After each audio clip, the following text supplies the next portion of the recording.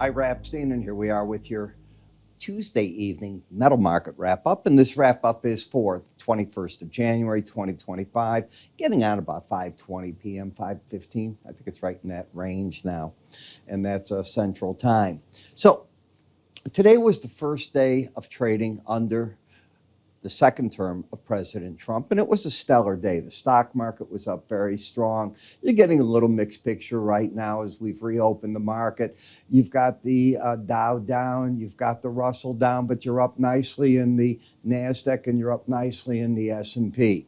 It's going to be back and forth. You're in earnings season. You had Netflix come out, Interactive Brokers, Schwab, Seagate came out today, and United Airlines. And the earnings were very good in just about everything through there. In the metal markets, the rally continues as the dollar broke down. Now, this is pretty much what I've been wanting to see in the metals. I wanted the dollar to drop, which would give a pop to the metal markets, get them up to a bit of a resistance area, see what they can do. And off of that, eventually, I look for the dollar to find its support again. Why did the dollar break today? Part of the reason the dollar has been going up has been the tariffs. Continued talk that we're going to see 25% tariffs on Mexico and Canada. First event, that didn't happen. In fact, no tariffs were issued. The president is saying that he's considering February 1st for tariffs, which is another way of him saying, hey guys, you better come talk to me if you don't want me to levy those. That's basically what's going on, and he'll see what he can extract from them. That doesn't mean there won't be some tariffs, but I've said all the way along, I seriously doubt they're 25%. And across the board, forget it.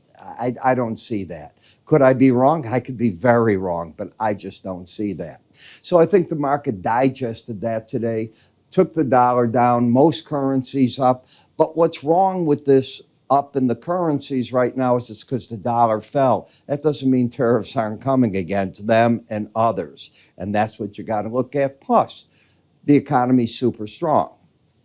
On the energy market, I have been looking for pullbacks, and you're getting them. I'm going to repeat what I have said now for over a week, maybe a week and a half. A supply-driven rally isn't what this should be based on when you're going up. It's got to be demand-driven. And what the market's been fearful of is, again, the shutting down of Iranian oil in some manner. Trump didn't say one word about that. What's going to happen with Russia? Well, I mentioned over the weekend, if you saw my video, that some 65 tankers are already just in anchor, sitting, nowhere to go, as they are part of the sanctions that are going on, and they can't either get insurance. There's problems all the way through. That doesn't mean Russia won't be clever and find more of a ghost fleet. I put nothing behind them. They figure out ways to do it, and we'll forever be chasing that.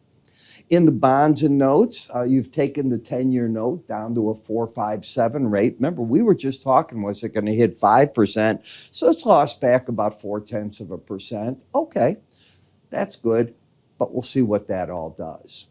When we take a look at the gold chart, we can see that it has stayed over the 18-week average. Maybe we should, before I get too far into this, take a look first at the news that we're going to see tomorrow. And here's what we're going to see tomorrow. The news you're going to get is the Mortgage Bankers Association. They're going to come out at 6 in the morning. Now, some of these things are delayed a day or so, and that's because of Martin Luther King holiday and the inauguration that took place yesterday. Red Book Group will come out at 7:55 with their weekly retail sales. The Conference Board's going to come out and release their leading, coincident, and lagging economic indicators at 9, and then we're going to get the API numbers at the end of the day. So that is the way that you want to look at this. That's how everything's coming. Everything's pushed back basically a day.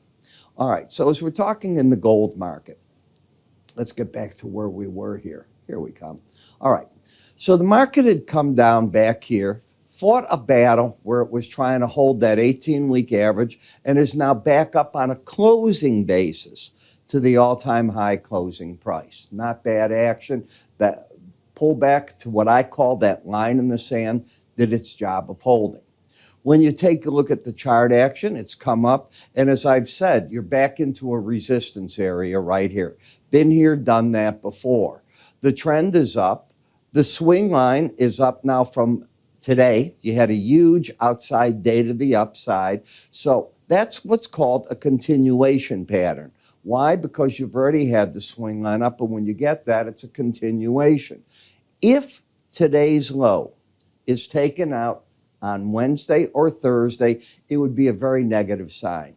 It would, to me, mean the market wants to fall back, and very likely back into the 18-day average of closes, wherever that comes in. That number, as you can see, is moving, here you go, it's moving about $7 a day, just round figures. So that would take it this up the day afterwards, maybe to the 27.18 level, but I'm just giving you an idea where I think it would go. Where's the resistance in the market? Well, it's at the upper Bollinger Band, and it's right through here. So you've hit it, you've backed away, you hit it, you back away, and you have an embedded reading in the making. Now, both numbers over 80. You can't count, though, the Wednesday action, because we don't know where Wednesday will end up, but we know what Tuesday did.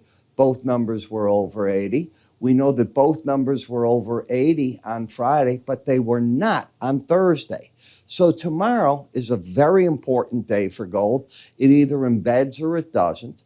If the market closes down, but not in the bottom part of the range, you got to be careful if it embeds. If it closes down and it is embedded and it's at the bottom of it, could be a bull trap. Got to be careful. Tomorrow's a real tricky day in the gold market from everything I can see.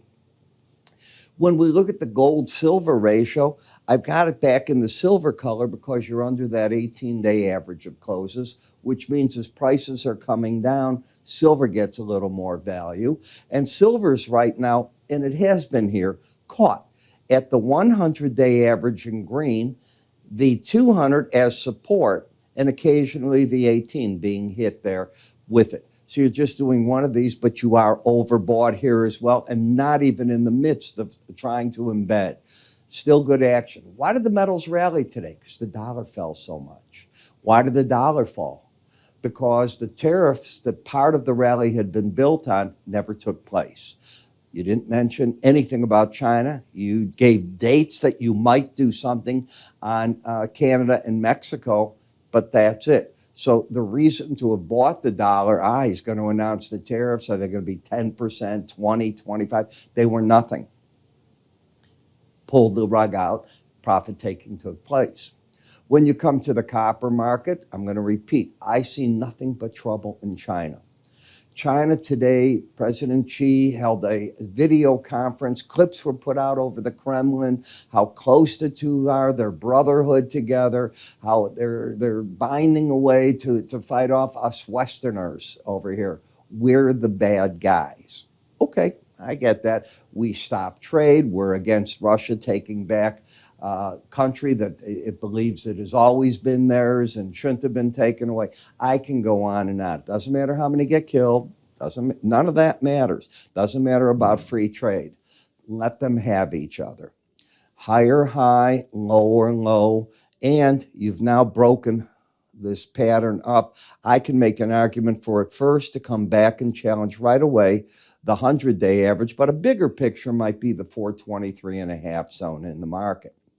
In the platinum, I don't see a trend. I see a market that, as we talked, rallied up into the 100-day, the 200-day range, and the Bollinger Band. Just too much for the market. Pulled back, and there's a battle going on for direction right now, right here, at the 18-day average of closes, and I don't see that direction.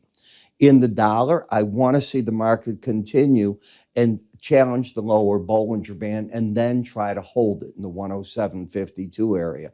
That would probably get the market into oversold territory, complete a down cycle that we had in the market. And if you took my metal report that I had, the dollar index report, I should say, that I had on over a week ago, this is exactly what I was looking for. I thought you'd spin around in here, and then as we got through into the election and saw what Trump did, we get some answers. Well, the first answer is tariffs are threatened, but they're not here. You pulled the plug from the market.